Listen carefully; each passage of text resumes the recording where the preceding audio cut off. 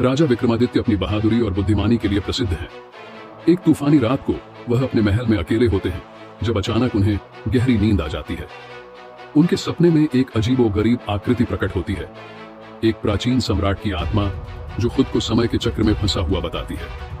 वह कहता है कि उसे एक ऐसे राज्य में कैद कर दिया गया है जो अब अस्तित्व में नहीं है और सिर्फ विक्रमादित्य ही उसे इस श्राप से मुक्त कर सकते हैं।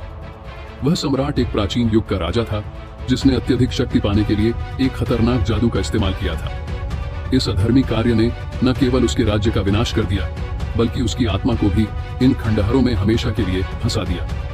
सदियों से वह इस भूल भुलैया में एक मुक्ति की राह देख रहा है और उसे लगता है कि विक्रमादित्य उसकी मदद कर सकते हैं। उसकी इस अदृश्य चुनौती को स्वीकार करते हुए विक्रमादित्य इस रहस्यमयी भूमि की यात्रा करने का निर्णय लेते हैं। विक्रमादित्य इस रहस्यमयी भूमि की ओर प्रस्थान करते हैं।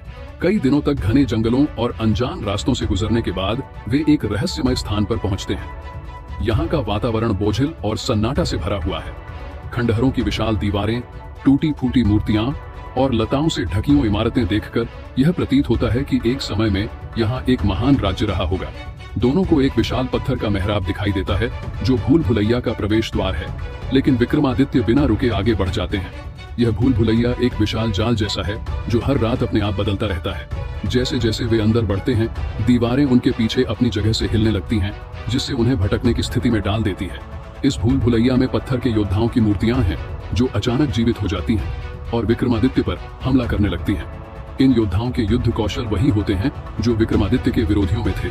राजा एक एक करके इन योद्धाओं को हराते हैं, लेकिन हर बार जैसे ही वे आगे बढ़ते हैं, नए योद्धा और जटिल चुनौतियां उनका इंतजार कर रही होती हैं।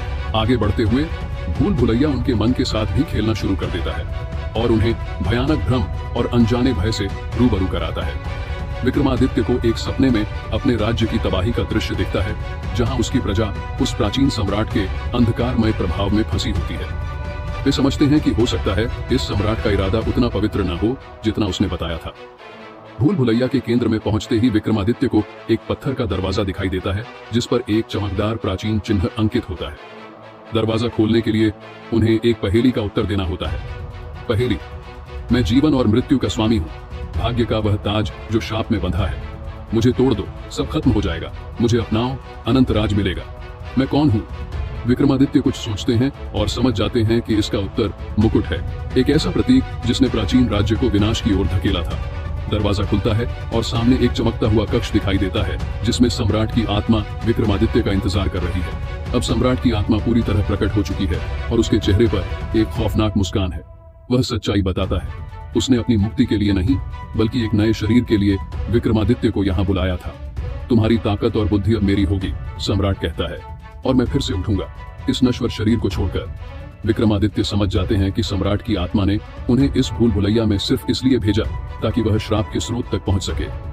विक्रमादित्य के पास अब केवल एक विकल्प है, सम्राट का सामना करना और उन प्राचीन अवशेषों को नष्ट करना जो इस श्राप को बनाए रखते हैं। दोनों में एक जबरदस्त टकराव होता है जहां सम्राट अंधकारमय जादू का प्रयोग करता है और विक्रमादित्य अपनी ताकत और साहस का परिचय देते हैं। अंततः विक्रमादित्य उस मुकुट का इस्तेमाल करते हैं जो श्राप का प्रतीक था और उसे तोड़कर सम्राट की शक्ति का स्रोत नष्ट कर देते हैं। सम्राट क्रोध में चिल्लाता है और उसकी आत्मा विलुप्त हो जाती है।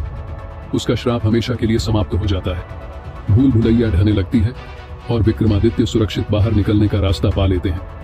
भूल भुलैया गायब हो जाती है और वह स्थान पहले की तरह शांति और सन्नाटे में बदल जाता है। अपने राज्य लौटते समय विक्रमादित्य महसूस करते हैं कि यह यात्रा उन्हें शक्ति की सीमाओं और विवेक की महत्ता का गहरा सबक दे गई है। अब वे अपने राज्य को और भी अधिक न्याय और बुद्धिमानी से चलाते हैं, यह समझते हुए कि शक्ति का उपयोग समझदारी से होना चाहिए। कुछ दिनों बाद राजा विक्रमादित्य अपने सिंहासन पर बैठे विचार मग्न थे। अचानक एक संदेशवाहक हाँफता हुआ आया और गंभीर स्वर में बोला, महाराज, एक भयानक दानव जिसका नाम विश्रवा है हमारे राज्य में तबाही मचाने के लिए उतरा है। उसका हृदय काले जादू से शापित है और उसने आपकी मृत्यु की शपथ ली है। विक्रमादित्य ने धीरज से संदेश सुना। उन्होंने बहुत चुनौतियों का सामना किया था, परंतु इस बार कुछ भिन्न लगा। उन्होंने दृढ़ स्वर में कहा, मुझे उससे सामना करना ही होगा, लेकिन बिना और जानकारी के यह संभव नहीं है। उस रात जब वे ध्यान में बैठे थे तो उनके सामने देवी महाकाली का दिव्य दर्शन हुआ। उनकी आवाज गूंजते हुए कह रही थी, विश्रवा का हृदय काले जादू से शापित है।